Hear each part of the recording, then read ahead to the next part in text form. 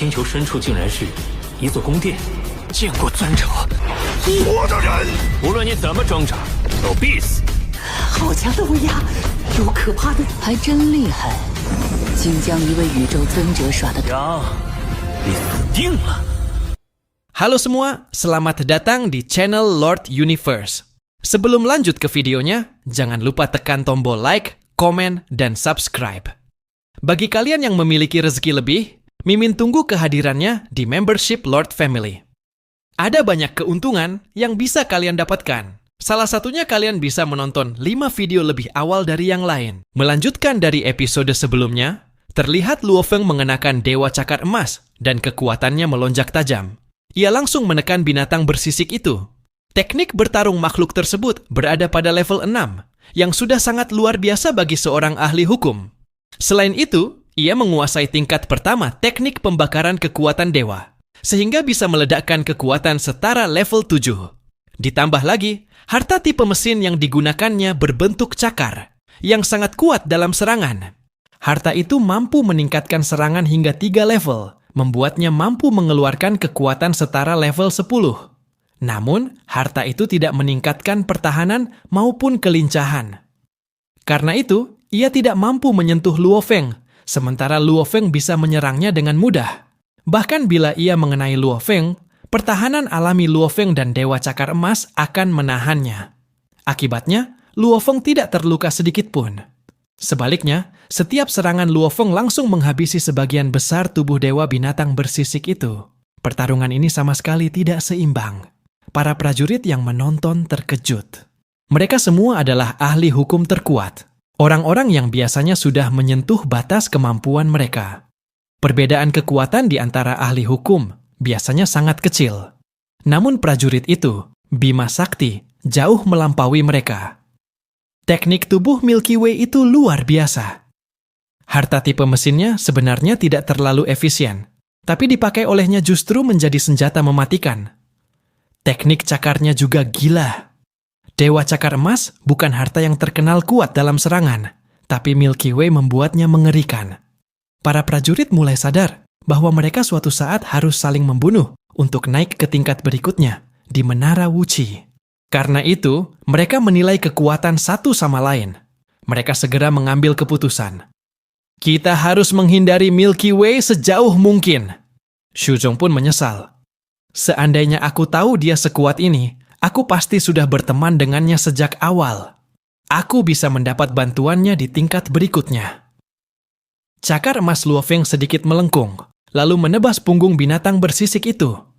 Serangan demi serangan menghancurkan tubuh dewanya seperti ombak yang terus menghantam.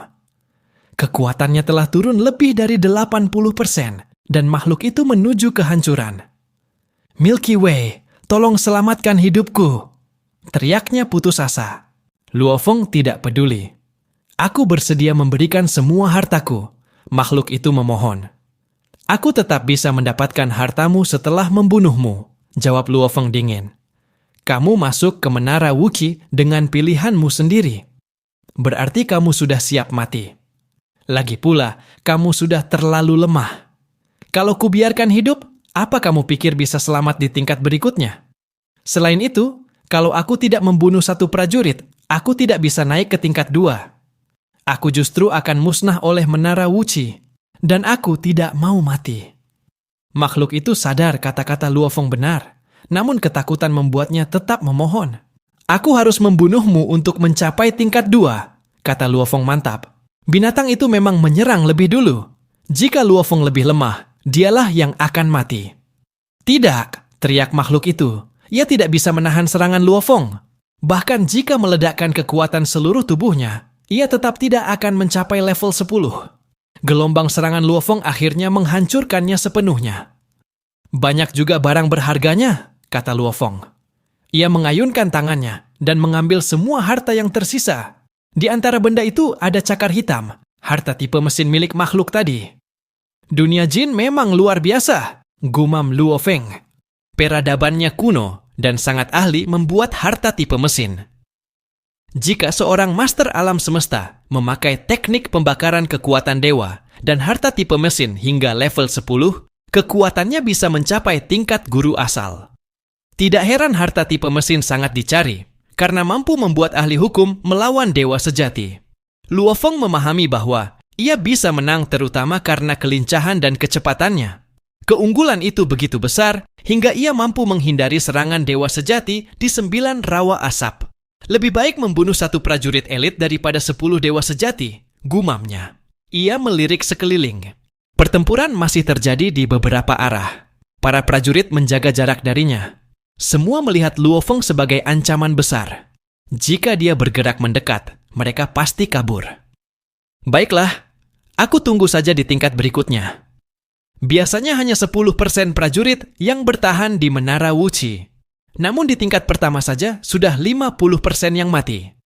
Para pemenang akan membawa harta berharga, dan Luo Feng bisa membunuh pemenangnya nanti. Luo Feng berhenti ragu, lalu terbang menuju pilar cahaya biru kehijauan. Hong! Ia masuk ke dalamnya, dan menghilang seperti cahaya emas. Para prajurit lain merasa lega. Syukurlah dia sudah naik tingkat. Bagus sekali.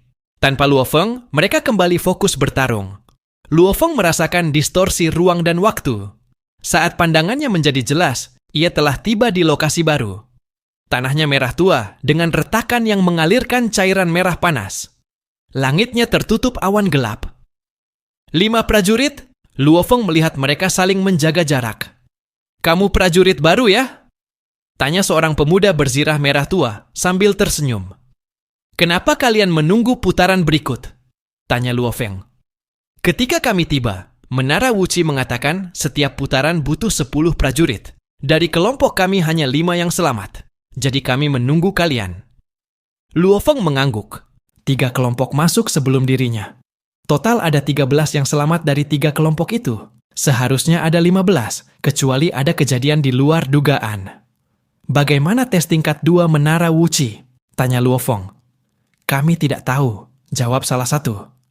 Kamu yang tiba duluan, sepertinya kamu paling kuat di kelompokmu. Semoga beruntung, kata Luo Feng. Prajurit lain kapan datang? Tanya pemuda berzirah merah. Sebentar lagi, jawab Luo Feng sambil tersenyum. Setengah jam kemudian, semua prajurit lain tiba hampir bersamaan. Saat Xu Chong muncul, Big Bird-nya langsung membuka sayap dan menjauh. Para prajurit melihat Luo Feng dan menjaga jarak sejauh mungkin. 5 prajurit dari kelompok awal memperhatikan reaksi itu. Dia menakuti begitu banyak prajurit elit. Kita harus berhati-hati dengannya. Para prajurit kelompok terakhir pun ikut tercengang. Saat itu, Hong! 10 pilar cahaya turun dari langit dan menyelimuti semua prajurit. 10 pilar cahaya meluncur turun begitu cepat, hingga Luo Feng dan 9 prajurit lainnya tidak sempat menghindar. Dalam sekejap, mereka semua tertelan cahaya itu. Sebuah suara bergema di sekitar mereka. Ini adalah lantai 2 Menara Wuqi. Kalian akan dipindahkan ke dunia mini. Di sana kalian akan diserang. Tugas kalian hanya satu, yaitu bertahan dari semua serangan di dunia mini tersebut. Prajurit dari kelompok sebelumnya sudah beristirahat lama, jadi tubuh dewa mereka telah pulih. Untuk kalian yang baru tiba, pulihkan tubuh dewa kalian secepat mungkin. Kalian akan dipindahkan secara bergiliran. Siapapun yang mencoba bersembunyi di pesawat ruang angkasa untuk menghindari pertarungan akan dimusnahkan. Setelah suara itu lenyap, ruang dan waktu bergetar. Remaja berbaju zirah merah tua bersama 4 prajurit lainnya langsung dipindahkan ke area terpisah di Tanah Merah. Mereka tersebar, masing-masing masuk ke dunia mini dengan diameter sekitar 100 juta kilometer. Kita harus memulihkan tubuh dewa secepat mungkin. Cepat. Mulai pulihkan. Luo Feng dan 4 prajurit yang tersisa melihat lingkungan sekitar dengan waspada, namun tetap tenang. Mereka segera menggunakan barang berharga untuk memulihkan tubuh dewa. Butuh waktu lama untuk efek pemulihan bekerja. Tetapi Menara Wuqi memang memberi waktu tersebut karena mereka baru saja bertempur di lantai 1. Remaja berbaju zirah merah tua berdiri di dunia mini seluas 100 juta kilometer. Di langit muncul gambar ukiran kuno raksasa yang berkilau dengan warna bercampur. Dari ukiran itu, cahaya langsung menghujam ke bawah. Sinar-sinar cahaya menyerang tanpa henti. Remaja itu mengangkat pedang perak untuk menahan serangan, tetapi gelombang kejutnya membuat tubuhnya terpental keras ke udara. Sinar demi sinar terus menghantam tubuhnya. Terlalu kuat. Setiap cahaya ini setara serangan dewa sejati. Aku butuh barang berharga tipe mesin. Ukiran berbentuk lingkaran muncul di bawah kakinya, melingkar ke tubuhnya. Ia mempercepat gerak, berusaha bertahan dari hujan cahaya yang tak berhenti. Di 5 dunia mini yang berbeda, 5 prajurit menghadapi serangan yang sama. Luofeng dan 4 prajurit lain mengawasi dari kejauhan sambil memulihkan tubuh dewa mereka. Sepertinya tidak terlalu berbahaya. Jauh lebih baik daripada lantai 1. Di lantai pertama kita dipaksa saling membunuh. Setengah dari kita pasti mati. Tapi lantai 2 hanya bertahan dari serangan. Kemungkinan besar lebih banyak yang selamat. Luofeng menatap tajam 5 dunia mini itu. Serangan ukiran kuno memang kuat, tetapi hanya setara dewa sejati biasa. Dengan barang berharga tipe mesin, kelima prajurit seharusnya bisa bertahan. Namun pemikiran itu salah. Saat 5 prajurit mulai terbiasa menghadapi sinar, tanah di dunia mini bergetar keras. Retakan besar terbuka, memuntahkan cairan merah panas. Cairan itu berkumpul membentuk sosok raksasa cair, yang kemudian mengeras menjadi raksasa batu merah tua. Cairan merah terus mengalir dan menyatu ke tubuh raksasa itu. Kelima raksasa, batu meraung keras. Serangan sinar dari langit terus menghantam tubuh mereka, tetapi bagian yang hancur langsung mencair, lalu menyatu kembali. Raksasa itu tidak dapat dihancurkan. Mereka lalu menyerbu para prajurit. Para prajurit terpental seperti daun diterjang badai. Di kejauhan, Luofeng dan 4 prajurit lain terkejut. Raksasa itu memiliki kekuatan setara dewa sejati, ditambah regenerasi tanpa batas dari cairan merah. Serangan sinar dari langit memperburuk keadaan. Jika prajurit menghindari sinar, mereka dihantam raksasa. Jika melawan raksasa, mereka dihancurkan sinar. Tubuh dewa mereka terkuras sangat cepat. 5 prajurit yang menonton mulai ketakutan. Kita juga akan mengalami hal yang sama. Apa yang bisa kita lakukan? Menghindari cahaya mustahil. Melawan raksasa pun akan terkena sinar. Tubuh dewa kita tidak akan bertahan lama. Hanya Luofeng yang tetap tenang, meski wajahnya serius. Bahaya itu masih bisa ia tangani, tetapi ia bertanya-tanya, apakah ada bahaya ketiga atau keempat? Menara Wuci terkenal mematikan. Biasanya hanya 1 dari 10 prajurit yang selamat. Aku harus menjadi satu itu, pikir Luofeng. Menara Wuci menjulang di tengah lembah Raja Dewa. Tidak jauh dari menara itu, berdiri istana kuno perak 3 tingkat yang dijaga oleh barisan dewa sejati. Pada lantai 3 istana, terdapat 4 takhta raksasa. Salah satunya dipenuhi kabut hitam pekat. Awan hitam itu bergetar pelan sambil memancarkan aura jahat. Di langit istana muncul layar cahaya yang menampilkan situasi di lantai 2 Menara Wuci. Mereka tidak berguna.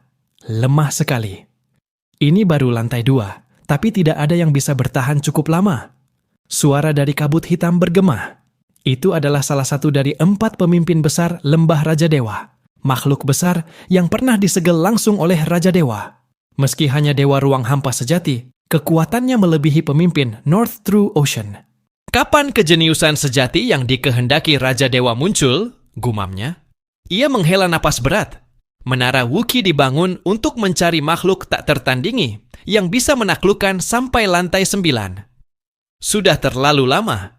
Jika ada yang berhasil mencapai puncak, aku rela mati demi menjalankan perintah Raja Dewa. Layar di langit menunjukkan 5 prajurit berikutnya sedang dipindahkan ke dunia mini masing-masing. Dunia luas di tingkat kedua. Menara Wuci adalah tanah merah gelap yang dipenuhi udara panas sampai ke langit. Bahkan bintang neutron dari samudra semesta pun bisa langsung terbakar kalau masuk ke daratan ini. Di sini terdapat 5 wilayah, masing-masing dengan 1 dunia miniatur. Raungan keras menggema. 5 raksasa batu merah gelap mengamuk dan menghantam 5 prajurit, membuat mereka kewalahan. Dari kejauhan, Luofeng dan 4 prajurit lain melihat dengan diam. Kekhawatiran tampak di wajah mereka. Raksasa batu itu tidak bisa dihancurkan. Kita hanya bisa mengulur waktu, pikir para prajurit. Mereka baru saja menyelesaikan pertarungan di tingkat pertama dan tidak mendapat waktu istirahat cukup. Menyaksikan prajurit sebelumnya bertarung menjadi bentuk kompensasi kecil bagi mereka. Setelah kira-kira setengah jam, barulah kelompok sebelumnya menyelesaikan pertarungan. Hong! Hong! Hong! Ruang dan waktu bergetar. Luo Feng dan keempat prajurit langsung dipindahkan ke tempat lain. Luo Feng merasakan tubuhnya melintasi ruang dan waktu seolah masuk ke lorong cacing. Saat stabil, ia sudah berada di dunia miniatur. Pemindahan ini hanya memberi kita sedikit waktu istirahat. Tapi setidaknya kita bisa melihat dulu bahaya di sini. Cukup adil, gumam Luo Feng. Ia menatap langit. Di balik awan gelap, sebuah diagram pahatan rahasia raksasa muncul. Bentuknya indah, kuno, dan misterius, menyelimuti seluruh dunia miniatur. Peng! Peng! Peng! Cahaya turun dari diagram seperti tembakan dari kapal perang raksasa. Setiap sinar setara dengan serangan seorang dewa sejati. Untungnya, cahaya itu tersebar ke seluruh dunia. Kalau terkonsentrasi di satu titik, bahkan dewa sejati abadi pun tidak akan sanggup menahan. Betapa hebatnya menara Wuci warisan yang mulia Raja Suci ini. Saat Luo Feng menatap langit, Blood Ghost Blade di punggungnya terhunus sendiri dan menangkis serangan cahaya. Luo Feng terdorong mundur 6 langkah. Jejak kaki raksasanya terukir di tanah. Semua 9 sinar berbeda warna, tapi kekuatannya sama. Pikir Luo Feng cepat. Ia mendesah sambil menatap ke tanah yang luas. Raksasa batu. Cepat muncul. Kalau tidak, aku harus memakai kekuatan dewaku hanya untuk menahan cahaya dari langit. Dengan satu niat, ia memanggil. Dewa Cakar Emas. Hong. Dalam sekejap, Luo Feng berubah menjadi monster humanoid hitam. Harta tipe automaton ini tiba-tiba membuat kecepatan, pertahanan, kekuatan serangan, dan ketahanannya naik 2 tingkat. Ia enggan memakai jurus pemusnahan, karena itu akan menguras kekuatan dewa terlalu cepat. Untuk menghadapi ujian ini, keadaan sekarang sudah cukup. Bumi bergetar. Dari celah tanah, cairan merah panas memancar dan berkumpul menjadi wujud raksasa cair, lalu mengeras menjadi raksasa batu merah gelap setinggi hampir 200.000 kilometer. Raksasa itu meraung dan menyerbu ke arah Luo Feng. Luo Feng tersenyum tipis. Ia melompat, meninggalkan jejak cakar besar, dan langsung menerjang. Dibanding raksasa batu itu, tubuh Dewa Cakar Emas Luo Feng setinggi 10.000 kilometer hanya mencapai pinggangnya. Raksasa itu mengayunkan tinju sebesar gunung. Luo Feng mencoba menghindar, tapi tinju itu mengikuti pergerakannya seolah menutup seluruh dunia. Menara Wuci buatan Raja Suci. Bahkan makhluk yang hanya terbentuk dari energi pun punya teknik tinju sehalus ini. Pikir Luo Feng kagum. Ia mengubah arah 3 kali dalam sekejap untuk menghindari pukulan itu. Jika tekniknya benar-benar sempurna, satu perubahan arah saja sudah cukup. Di Nine Smoke Marsh, ia bisa menghindari serangan dewa sejati dengan mudah. Tapi di sini, melawan raksasa batu merah gelap, ia butuh 3 perubahan arah hanya untuk menghindari satu pukulan. Saat mengelak, cakar Luo Feng sengaja menyentuh lengan raksasa. Tubuh raksasa itu bergoyang. Luo Feng memanfaatkan momen itu untuk bergerak ke sisi tubuhnya. Cahaya dari diagram kuno membanjiri raksasa batu, tapi tak satu pun mengenai Luo Feng. Raksasa itu berbalik dan terus menyerang, tapi Luo Feng berlari mengelilinginya seperti bayangan. Setiap langkahnya tampak lurus, namun ia mengubah arah beberapa kali dalam sekejap, membuat raksasa batu itu kebingungan. Kadang raksasa itu berputar tiba-tiba, kadang menghantam sembarangan, bahkan pernah mengubah tinjunya menjadi cairan merah panas untuk menangkap Luo Feng, namun tidak berhasil. Selama ia dekat dengan raksasa batu, Luo Feng aman. Raksasa itu menjadi perisai hidup yang menahan seluruh cahaya dari langit. Dibanding terkena satu serangan cahaya, lebih baik bertukar pukulan dengan raksasa tak mati itu. Dari sudut pandangku, raksasa batu ini bukan masalah, justru sangat membantu. Pikir Luo Feng sambil bergerak lincah. Ia tidak berniat menghancurkan raksasa itu. Raksasa batu selalu pulih, dan menyerangnya hanya membuang energi. Strateginya sederhana, menghindar, memakai raksasa sebagai perisai, dan menyimpan tenaga. Lembah Raja Suci. Di lantai 3 istana perak abu di samping menara Wuxi, layar besar menampilkan pertarungan di 10 dunia miniatur. Keadaan para prajurit terlihat jelas. Terdapat 4 tahta. Tahta paling kiri diselimuti kabut hitam. Tiba-tiba kabut itu bergetar dan suara berat terdengar. Teknik tubuh. Huah! Tampilan dunia lain diperkecil. Sementara tampilan dunia tempat Luo Feng berada membesar hingga memenuhi 90% layar. Komandan kabut hitam hampir tidak percaya melihat teknik tubuh Luo Feng. Luar biasa! Selama aku mengawasi pemilihan menara Wuxi selama puluhan ribu era, baru kali ini aku melihat teknik tubuh sebaik ini. Mengapa tidak ada satupun dari 4 jenderal yang melaporkan anak ini? Dia jelas bibit penting untuk Yang Mulia Raja Suci. Komandan itu berseru marah. Tugasnya mencari sosok tak tertandingi yang diminta Raja Suci. Prajurit Galaksi, pasukan Sungai Fiton. Oh, dia baru saja bergabung dengan tentara. Pantas tidak ada laporan. Tapi dia datang untuk menerima gelar. Artinya dia sangat yakin dengan dirinya. Nada komandan kabut hitam berubah antusias. Yang lainnya, bangun, cepat! Suara itu menggema sampai kamar bawah tanah, membangunkan 3 komandan lain yang biasanya selalu tidur, kecuali ada keadaan khusus. 3 aura kuat bangkit dan membuat para dewa penjaga di lembah Raja Suci terkejut. Di aula lantai 3, 4 komandan kini duduk di tahta masing-masing. Wanita berzirah perak dengan tatapan seperti cahaya murni. Komandan bertubuh besar berzirah merah darah, dengan helm bertanduk 9, dan binatang bersisik hitam dengan 2 wajah 1 mata. Suara dari kabut hitam kembali terdengar. Lihatlah, lihat prajurit yang mengendalikan Dewa Cakar Emas itu. 3 pemimpin lain yang baru bangun dari tidur panjang menatap layar cahaya yang melayang di udara. Mereka penuh harapan. Bagaimanapun, Yang Mulia Raja Suci telah memberi satu perintah. Temukan seseorang yang mampu mencapai puncak menara Wuxi. Mereka telah menunggu kesempatan ini sangat lama. Hah? Prajurit ini?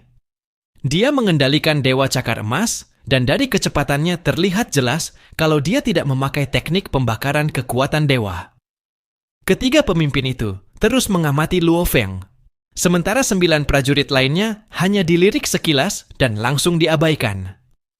Para pemimpin itu sudah melihat terlalu banyak prajurit elit. Perhatian mereka hanya tertarik bila ada seseorang yang benar-benar luar biasa. Waktu berlalu dan ketiganya terdiam. Teknik tubuh yang mengagumkan, ujar pemimpin bertubuh besar berzirah tebal. Gerakannya penuh trik, padahal dia hanya seorang ahli hukum. Tapi ia mampu menciptakan teknik setingkat ini dan begitu mahir. Ia seperti sedang bermain dengan raksasa batu. Mereka tidak tahu bahwa Luo Feng telah melawan para makhluk besar di ruang warisan selama waktu yang sangat lama. Ia bahkan berkali-kali bertarung melawan 3 guru leluhur. Dengan tekanan seperti itu, menghadapi raksasa batu bodoh ini terasa sangat mudah. Bahkan, dewa sejati abadi di dunia jin pun pantas diberi kesempatan sparring melawan 3 guru leluhur. Aku pun terkesan, kata pemimpin berzirah besar itu. Kau adalah dewa sejati abadi, seru salah satu pemimpin lainnya. Kau saja sampai tersentuh. Ketika Yang Mulia Raja Suci pergi, 4 pemimpin ini disegel menjadi dewa ruang hampa sejati. Namun seiring waktu, salah satu dari mereka menembus menjadi dewa sejati abadi. Meski begitu, sesuai perintah Raja Suci, mereka tidak diperbolehkan meninggalkan dunia jin. 4 jenderal pun sama. Mereka dewa sejati abadi, tapi juga tidak bisa pergi dari dunia jin. Setelah era Raja Suci berlalu, beberapa dewa sejati abadi baru lahir. Namun semuanya meninggalkan dunia jin, dan tidak satu pun kembali. Keempat pemimpin itu benar-benar kagum pada teknik tubuh Luo Feng.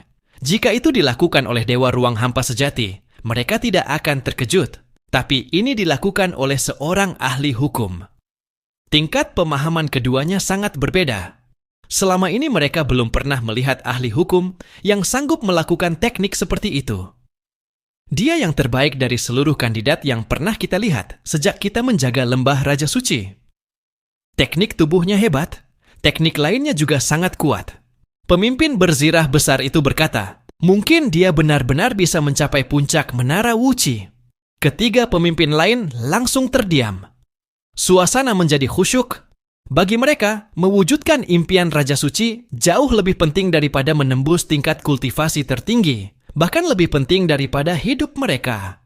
Di lantai kedua Menara Wuxi, di 10 dunia miniatur yang berdiri di atas tanah merah gelap, 5 prajurit kelompok pertama tampak putus asa. Sebagian besar tubuh dewa mereka telah dikonsumsi. Kelompok kedua juga tampak kelelahan, meski mereka masih sedikit lebih baik karena berada di dunia miniatur lebih singkat. Luo Feng adalah satu-satunya yang masih tampak baik-baik saja. Sejak teleportasi pertama, tubuh ketuhanannya belum terkikis sedikit pun. Ia bahkan belum memakai Duan Mi tingkat pertama. Dengan Dewa Cakar Emas, kekuatannya melampaui dewa sejati biasa, sehingga menghadapi ancaman di sini bukan masalah besar. Kelima prajurit pertama sudah kehilangan terlalu banyak tubuh dewa. Meskipun masih hidup, beberapa dari mereka pasti akan mati sebentar lagi. Luo Feng memandang ke arah 9 dunia miniatur lain. Tiba-tiba 5 prajurit kelompok pertama menjerit kesakitan. Kelima raksasa batu merah gelap di dunia miniatur, mereka juga meraung liar. Kali ini raungannya berbeda, terdengar mengerikan dan bahkan mengguncang jiwa. Para prajurit dari dunia miniatur lain ikut terpengaruh. Luo Feng dan 4 prajurit di kelompoknya spontan menoleh. Setelah teriakan itu, kelima prajurit kelompok pertama panik. Mereka merasakan bahaya besar datang. Hua! Hua! Hua! Tanpa peringatan, 4 tangan batu raksasa muncul dari celah tanah di dekat raksasa merah gelap. Cairan merah panas mengalir di sekitarnya. 4 tangan itu, masing-masing selebar 1 juta kilometer, menjulur begitu saja, mencoba menangkap para prajurit. Seorang prajurit bertato di wajah berusaha menghindar, tapi setengah tubuh dewanya langsung terjepit oleh tangan batu raksasa. Ia meronta keras, namun terjebak. Di saat yang sama, cahaya dari ukiran kuno terus turun, mempercepat tekanan. Raksasa batu merah gelap menghantamnya dengan pukulan sekeras gunung. Peng! Peng! Peng! Serangan berganda itu terus menggerus tubuh dewa prajurit tersebut. Pecah! Pecah! Pecah! Dengan segenap tenaga, ia mengayunkan palu dewa dan akhirnya berhasil mematahkan tangan batu itu. Namun tubuh dewanya sudah kehilangan terlalu banyak esensi. Hua! Tangan batu lain muncul dari celah berikutnya. Tak lama kemudian, 5 prajurit itu tumbang satu persatu. Serangan gabungan, tangan batu raksasa, raksasa merah gelap, dan cahaya ukiran kuno membuat mereka tidak punya kesempatan bertahan. 4 prajurit dari kelompok Luo Feng menjadi panik. Tidak! Kita akan mengalami hal yang sama. Tidak mungkin kita selamat dari ini. Luo Feng diam, menganalisis cepat. Keempat tangan batu muncul tanpa sinyal. Jika seorang prajurit tertangkap, raksasa batu akan menghancurkannya dalam sekejap. Untungnya, jumlah tangan batu hanya 4. Apa yang harus kulakukan? Pikirnya. Jika ukiran kuno tidak terus menurunkan cahaya, ia bisa saja terbang tinggi untuk menghindari tangan batu itu. Namun cahaya itu memaksa semua prajurit tetap rendah, membuat gerakan ke langit makin sulit. Sudah pasti beberapa prajurit akan mati. Gumam Luo Feng. Situasinya memang tanpa harapan. Cahaya ukiran terus turun, membuat ruang semakin sempit. Tangan batu semakin sulit dihindari. 5 prajurit kelompok pertama mulai membakar kekuatan dewa mereka, mengeluarkan semua teknik terbaik hanya untuk bertahan sedikit lebih lama. Tapi satu makhluk bersayap 12 akhirnya tertangkap. Raksasa batu menghantamnya berkali-kali, dan prajurit itu musnah total. Hanya baju besi dan harta lainnya yang tersisa. Raksasa itu meraung gembira, lalu semua raksasa batu dan tangan batu berubah menjadi cairan merah gelap dan masuk kembali ke celah tanah. Dunia miniatur kelompok pertama menghilang. Hanya tinggal 9. 4 prajurit kelompok sebelumnya masih bertahan, namun kondisi mereka buruk. Apa ini belum selesai juga? Aku hampir kehilangan kekuatanku. Kalau terus begini, aku tidak bisa bertahan. Bagi ahli hukum, kehilangan sedikit tubuh dewa sudah fatal. Semakin terkikis, semakin cepat kekuatan dewa habis. Lingkaran setan yang mematikan. Prajurit dari kelompok Luo Feng juga mulai cemas. Kita harus hemat kekuatan dewa. Kalau tidak, kita tak akan bertahan di lantai kedua. Belum sempat mereka menenangkan diri. Au! Au! Au! Au! Au! 5 jeritan menggema menusuk jiwa. Kenapa begitu cepat? Kita datang setengah jam lebih lambat dari mereka. Namun ujian akhir datang hanya 10 menit kemudian. Hong! Luo Feng melompat ke langit. Raksasa batu merah gelap mengikuti, mengejar tanpa henti. Hua! Hua! Hua! Hua!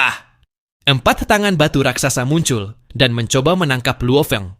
Namun dengan kecepatan dan refleksnya, ia sudah berada di udara sebelumnya. Dengan waktu jeda sedikit saja, Luo Feng bisa menghindari tangan batu itu dengan mudah. Di istana kuno lembah Raja Suci, 4 pemimpin, 1 dewa sejati abadi, dan 3 dewa ruang hampa sejati menatap layar besar, menunggu bagaimana Luo Feng bertahan di lantai kedua Menara Wuqi. Melihat layar cahaya, para pemimpin melihat Luo Feng dalam wujud dewa cakar emas dengan mudah menghindari tangan raksasa. Ia seperti sedang bermain-main dengan raksasa batu merah tua itu. Bahkan cahaya serangan tidak bisa menyentuhnya. Namun karena patung kuno itu terus turun dan jaraknya semakin dekat, Luo Feng mulai kesulitan menghindari semuanya. Sesekali ia terkena pukulan. Duan Mi, tingkat pertama pembakaran kekuatan dewa. Luo Feng akhirnya mengaktifkannya. Keempat pemimpin pun tersenyum. Hahaha. Prajurit dari Bima Sakti itu akhirnya memakai teknik pembakaran. Dia sabar sekali, baru sekarang dia memakainya. Sebagai anggota pasukan khusus, dia pasti tahu tingkat pertama pembakaran kekuatan dewa dari warisan dasar. Begitu teknik itu aktif, serangan, pertahanan, dan kecepatan Luo Feng naik drastis. Semuanya kembali mudah baginya. Menghadapi tangan batu, raksasa batu merah tua, dan cahaya menyerang sekaligus bukan masalah. Beberapa saat kemudian, patung kuno itu makin mendekat. Saat hampir menyentuh Luo Feng, ia terpaksa menjauh. Ia tidak boleh terlalu dekat, atau ia tidak akan bisa lagi menghindari cahaya serangan. Para pemimpin berbicara satu persatu. Lantai 2 tidak berarti apapun bagi prajurit Bima Sakti itu. Benar? Walaupun di akhir agak tertekan, tubuh sucinya hampir tidak berkurang banyak. Tidak berefek padanya. Di dunia miniatur lantai 2, Menara Wuqi, seorang remaja berbaju merah tua berusaha kabur sekuat tenaga. Patung ukiran itu kini hanya sekitar 1 juta kilometer dari tanah, sehingga ia tidak bisa terbang tinggi. Tangan batu raksasa dari celah sulit menangkapnya. Peng, peng, peng. Cahaya serangan terus menghantamnya, namun ia tidak peduli. Menghindarinya tidak mungkin, dan perhatiannya tertuju ke bawah. Hua. Tangan batu menyambar lagi. Remaja berzirah itu mencoba menghindar, tetapi ia tidak cukup cepat. Tidak. Telapak batu selebar 1 juta kilometer itu menangkap sebagian tubuhnya. Aku kehilangan terlalu banyak tubuh dewa. Kekuatanku merosot. Menghindar pun tidak mungkin. Ia merasa putus asa, tetapi masih mengendalikan senjata untuk menyerang tangan batu dari dalam. How! Raksasa batu merah tua menerjang dan menamparnya berkali-kali. Ia ditampar 20 kali. So, ia akhirnya lepas, tetapi cahaya serangan kembali mengenainya. Aku tidak bisa lagi. Tubuh dewanya melemah dengan cepat. Peng! Tangan batu muncul lagi. Sebelum sempat menyentuhnya, cahaya menyerangnya habis-habisan hingga tubuhnya hancur. Yang tersisa hanya serpihan zirah dan beberapa benda mesin. 1 prajurit gugur.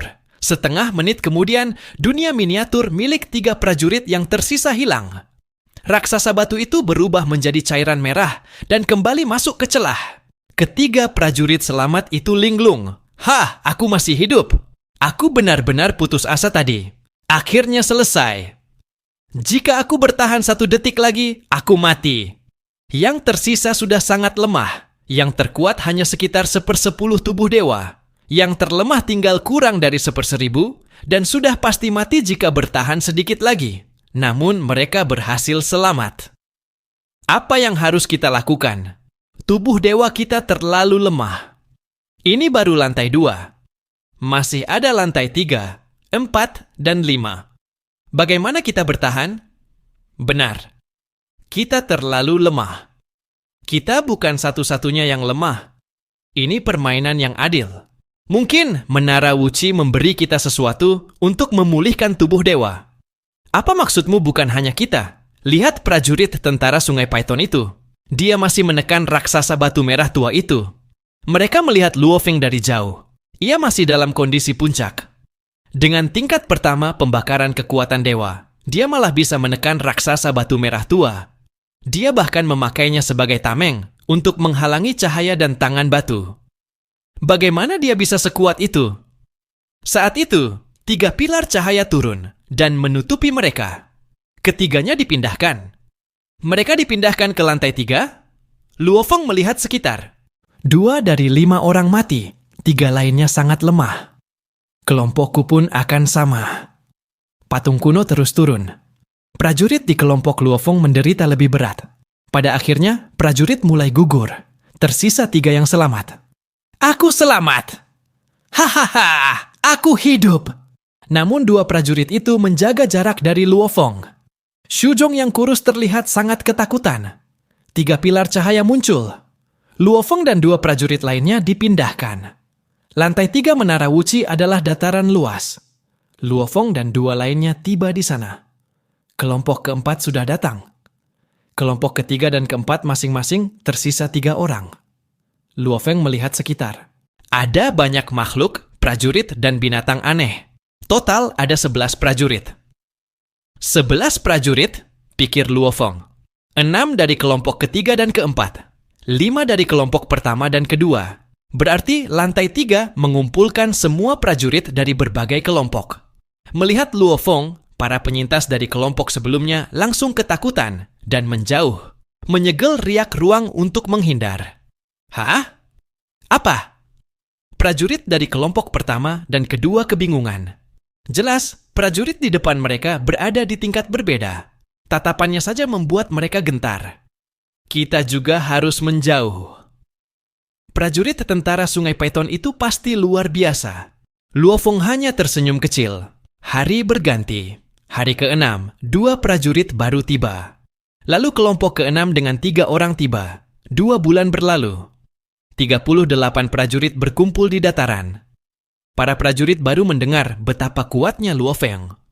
Sebagian besar memilih menjauh, namun sebagian kecil cukup percaya diri untuk tidak peduli. Dia hanya prajurit suku, tapi kalian semua takut, kata makhluk tumbuhan raksasa. Tubuhnya dipenuhi bunga warna-warni dan mata serta mulut muncul di bunga terbesarnya. Sebelum bergabung dengan tentara, aku sudah membunuh puluhan ribu prajurit suku. Tentu saja kamu tidak takut. Tubuh dewamu hampir 100 juta kilometer. Jawab prajurit lain dari jauh. Luo Feng tidak peduli. Ia hanya berdiri diam. Akhirnya 2 prajurit lagi tiba. Lalu sesuatu terjadi. Pusaran besar muncul di langit, seperti riak air raksasa. Semua prajurit menatap ke atas. Ruang dan waktu bergetar. Seluruh 40 prajurit dipindahkan tepat di bawah pusaran itu. Layar cahaya turun dari pusaran dan menutupi area selebar 1 miliar kilometer. Ruangan itu terisolasi dari dunia luar. Sebuah mata raksasa muncul di tengah pusaran dan menatap mereka. Jiwa semua prajurit seolah membeku. Menara Wuci, suara kuno bergema. Hidupmu terancam di 3 level pertama. Jika kau selamat dari ketiganya, kau aman. Mulai level keempat, kau bisa mendapat warisan dan harta berharga. Tapi itu hanya jika kau melewati level ketiga. Jauh di udara, mata dewa raksasa menatap ke bawah pada 40 prajurit. Suara tua bergema di benak mereka, memberi peringatan bahwa dari 40 prajurit yang tersisa, hanya 15 yang bisa bertahan di tingkat ketiga. Hanya mereka yang bertahan yang boleh naik ke tingkat keempat dan menerima berbagai hadiah. Selama ujian tingkat ketiga berlangsung, siapapun yang mencoba masuk ke kapal perang akan langsung gagal dan dimusnahkan. Kata-kata itu membuat Luo Feng terkejut. Bagaimana mungkin hanya 15 yang bisa hidup? Para prajurit lain juga tampak panik. Siapapun tahu bahwa yang bisa melewati tingkat ketiga pasti luar biasa kuat, tetapi lebih dari setengah dari mereka akan mati. Tiba-tiba terdengar 2 ledakan keras. Ranting dan dedaunan raksasa menyebar, memancarkan cahaya emas yang menyambar para prajurit. Seorang prajurit yang hanya memiliki kurang dari 1% kekuatan tubuh, ilahinya langsung terhapus tanpa sisa. Para prajurit tersisa membelalak ketakutan. Salah satu bentuk kehidupan tumbuhan yang memiliki bunga berwarna cerah mencibir, sambil berkata bahwa menara Wookiee memang hanya memperbolehkan 15 bertahan, namun tidak melarang mereka saling membunuh. Semakin banyak ia membunuh, semakin kecil lawannya. Para prajurit yang terluka parah langsung panik dan mencoba melarikan diri. Namun seluruh area sejauh 1 miliar kilometer telah dikurung oleh cahaya mata dewa di langit. Tidak peduli seberapa jauh mereka berlari, mereka tidak mungkin keluar dari wilayah itu. Di seluruh area, kekacauan pecah. Luo Feng tetap berdiri diam, tidak menghiraukan prajurit lain. Tidak ada satupun yang berani mendekatinya, termasuk prajurit bentuk tanaman yang paling sombong. Mata dewa di langit tiba-tiba menyala. Cahaya emas yang menyebar perlahan mulai menekan jiwa setiap prajurit. Para prajurit segera menghentikan pertarungan dan membuat pertahanan diri. Mereka tahu bahwa bahaya apapun bisa muncul di tingkat ketiga. Jika terlalu fokus pada pertempuran dan kehilangan kewaspadaan, mereka bisa mati seketika. Sesaat kemudian, 3 prajurit yang terluka parah langsung musnah. Bahkan baju perang dan harta jenis robot mereka dirampas. Xu Zhong memandang Luo Feng dari jauh dan bersyukur bahwa Luo Feng tidak bergerak. Semua prajurit menatap mata dewa. Cahaya emas terus menguat dan tekanan kemauannya semakin meningkat. Mereka takut karena tidak tahu bahaya apa yang akan muncul. Sebagian sampai terbang ke udara, khawatir sesuatu akan keluar dari tanah. Lama-kelamaan, tekanan kemauan mata dewa semakin kuat. Para prajurit mulai menyadari bahwa ujian tingkat ketiga adalah ujian kemauan. Luka fisik tidak begitu memengaruhi kekuatan mental mereka, sehingga banyak prajurit yang terluka tidak diberi kesempatan untuk memulihkan diri. Luo Feng menahan tekanan itu dengan mudah. Ia melihat Xu Zhong di kejauhan dalam bentuk burung bip putih dan memikirkan dendam lamanya. Selama tekanan belum mencapai puncak, ini adalah kesempatan terbaik untuk membunuh Xu Zhong. Ia langsung melesat, mengejar Xu Zhong. Xu Zhong yang sedang berjuang menahan tekanan kemauan melihat Luo Feng datang dan langsung panik. Ia segera terbang sebagai burung bip putih dan meminta Luo Feng untuk tidak mengejarnya. Ia bahkan menawarkan harta robot sebagai ganti nyawa. Namun Luo Feng tidak tergerak. Luo Feng Sangat membenci orang munafik seperti Xu Zhong, baik di depan namun menusuk dari belakang. Ia pernah mengalami hal serupa di masa lalu bersama Mo Luo di Gunung Catatan Iblis. Karena itu, Luo Feng memutuskan bahwa Xu Zhong wajib mati. Kecepatan Xu Zhong cukup tinggi, namun Luo Feng menggunakan teknik pemusnahan jilid pertama dan tubuh Dewa Cakar Emasnya melesat jauh lebih cepat. Sayap Shiwu yang telah ia pelajari selama 8 juta era juga membantu meningkatkan akselerasinya. Xu Zhong semakin putus asa dan meminta Luo Feng melepaskannya. Luo Feng menjawab dingin bahwa ia akan membiarkan Xu Zhong pergi jika Xu Zhong pergi selamanya. Karena tidak mungkin keluar dari wilayah cahaya mata dewa, Xu Zhong hanya bisa terbang berputar-putar sambil mencoba bertahan hidup. Namun Luo Feng terus mengejarnya tanpa henti. Waktu terus berjalan. Tekanan kemauan dari mata dewa semakin kuat. Sejumlah prajurit mulai tidak mampu menahannya. Bagi banyak prajurit, kemauan mereka hanya berada di tingkat dewa sejati biasa dan belum mencapai standar tertinggi. Kemauan yang lemah membuat sebagian panik dan mulai membunuh satu sama lain. Mereka sadar bahwa selama hanya 15 yang tersisa, ujian akan berakhir. Karena itu, mereka bertarung sambil menahan tekanan yang semakin mengerikan. Lebih dari 30 prajurit terbang menghindar dengan cepat, sesekali saling menyerang. Siapapun yang lengah sedikit saja akan terkena pukulan mematikan. Mereka yang paling lambat mulai musnah satu demi satu. Ketika tekanan kemauan mata dewa melampaui batas seorang ahli hukum, 9 prajurit langsung kejang, pingsan, lalu terjatuh tak berdaya. Dalam sekejap, 9 cahaya ungu turun dari mata dewa dan memusnahkan mereka, menyisakan baju perang dan harta mereka. Luo Feng melintas cepat dan mengambil seluruh harta salah satu dari 9 prajurit itu. Ia tersenyum puas. Ujian tingkat ketiga ini adalah kesempatan besar untuk mengumpulkan harta. Setiap prajurit setidaknya membawa 2 harta jenis robot, karena mereka sudah berhasil melewati 2 tingkat sebelumnya. Di kejauhan, Shuzhong masih melarikan diri dalam ketakutan. Tekanan kemauan semakin kuat, membuatnya hampir tidak mampu bertahan. Cahaya emas mata dewa terus menyinari padang rumput. Tekanan kemauan terus meningkat seiring waktu. Siapapun yang tidak bisa menahannya hanya memiliki satu akhir, kematian. Dan hanya 15 yang boleh hidup. Mata dewa di langit terus melepaskan guncangan mental yang semakin kuat, membuat para prajurit semakin sulit menahan tekanan tersebut. Tidak! Shuzhong bisa merasakan kesadarannya mulai hilang di bawah pengaruh mata dewa itu. Bangun! Tetap sadar! Demi dewa, tetap sadar!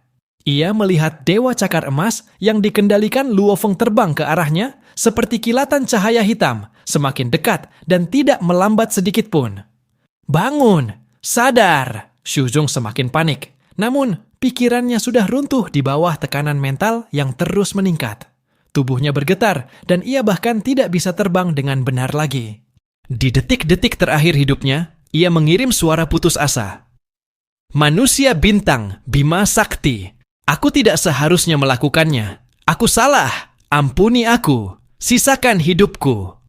Huah! Dewa cakar emas Luo Feng menyusul Shuzhong dalam sekejap. Mati! Cakar emas Luo Feng menebas burung bip raksasa yang dikendalikan Shuzhong. Dalam satu serangan saja, burung putih raksasa itu mulai jatuh. Hong! Pang! Tubuh raksasanya menghantam dataran. Luo Feng mendarat di sampingnya dan menatap bentuk burung putih raksasa yang sudah pingsan itu, burung bip.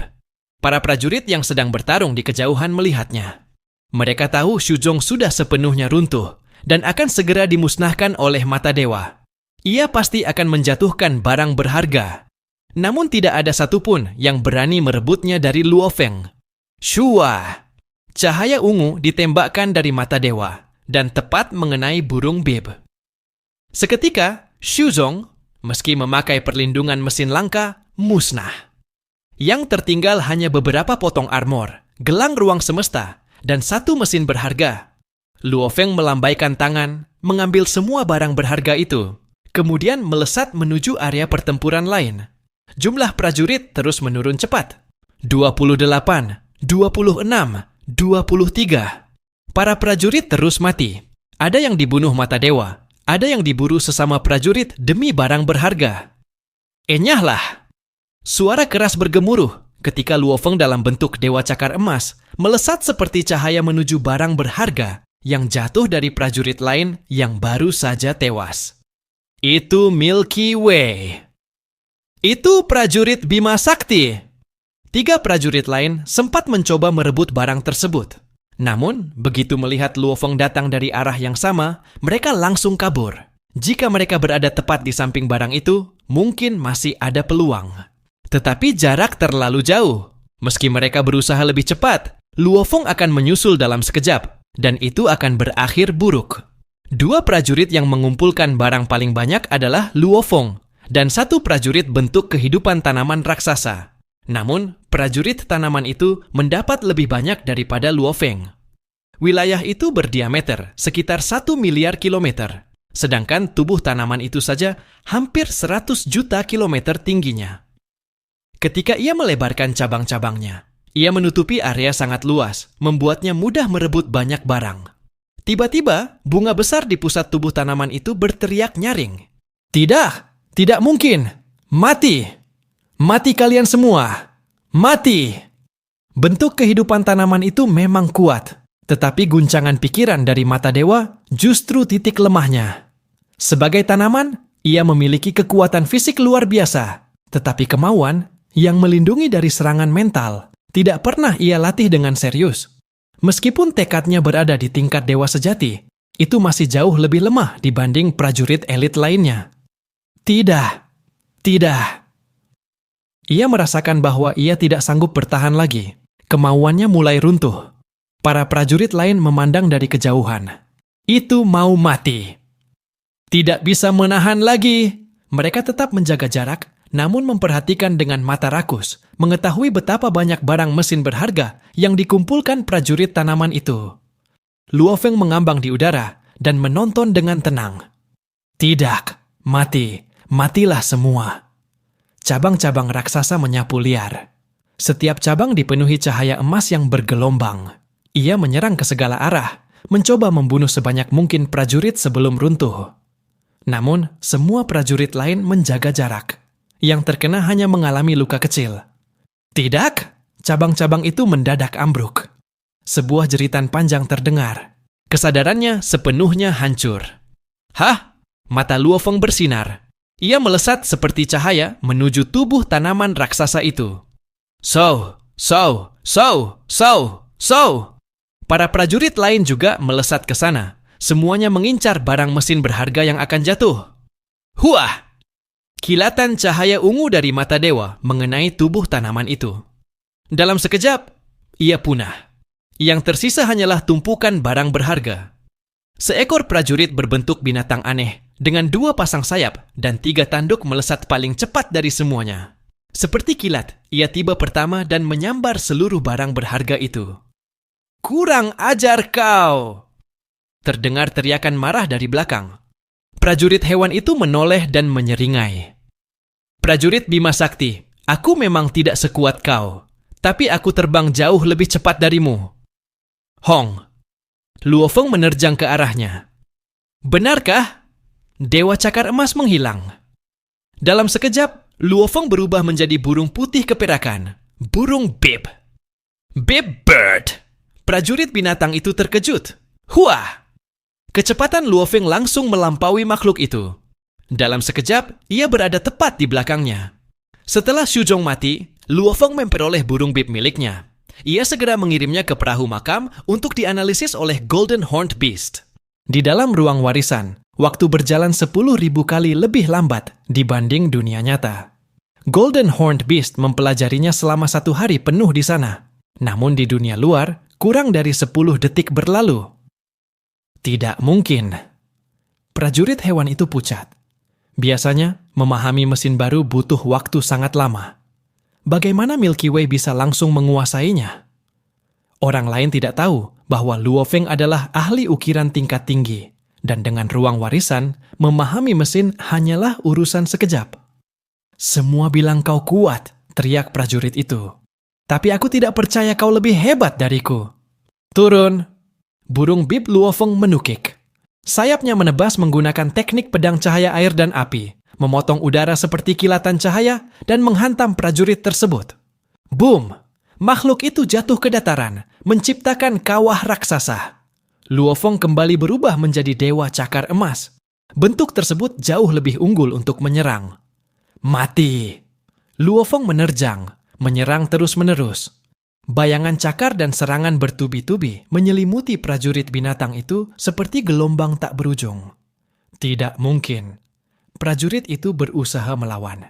Tetapi ketika sudah terperangkap oleh Luo Feng, ia tidak punya peluang untuk kabur. Hong! Pang! Pang! Di bawah rentetan serangan, sebagian besar tubuhnya hancur. Hanya dalam waktu 30 detik, prajurit itu musnah total. Luo Feng mengambil seluruh barang berharga itu. Ia memang prajurit elit. Bahkan saat terluka parah, ia lebih kuat daripada dewa sejati dari 9 rawa asap. Para prajurit lain hanya bisa menatap ngeri. Dalam 30 detik terakhir, prajurit elit yang kuat itu bahkan tidak bisa melarikan diri dan dihancurkan sepenuhnya. Ketakutan, tekanan, keterpaksaan untuk tunduk. Segala emosi bercampur menjadi satu. Ini pertama kalinya Luo Feng membunuh prajurit lain di lantai 3. Xuzhong mati karena mata dewa. Tetapi membunuh prajurit binatang elit itu menjadi peringatan keras bagi semua. Jangan mendekati Luo Feng. Weng! Mata dewa di langit memancarkan cahaya emas yang semakin kuat. Guncangan mentalnya memaksa para prajurit sampai batas kemampuan. Hanya 15 yang bisa bertahan. Jumlah prajurit terus menurun. 20, 18, 16, lalu 15. Begitu jumlahnya tinggal 15, guncangan mental mencapai tingkatan dewa sejati tingkat atas, mendekati tingkat batas. Semua prajurit, kecuali Luofeng hampir runtuh. 8 juta era. Luofeng menatap ke kejauhan. Serangan mental sekuat apapun tidak berarti baginya. Sejak menerima warisan Sungai Duandong, kemauannya berada pada tingkat dewa sejati. Ia kemudian menghabiskan lebih dari 8 juta era di ruang warisan, meningkatkan kemauannya ke tingkat yang sama sekali baru. Ia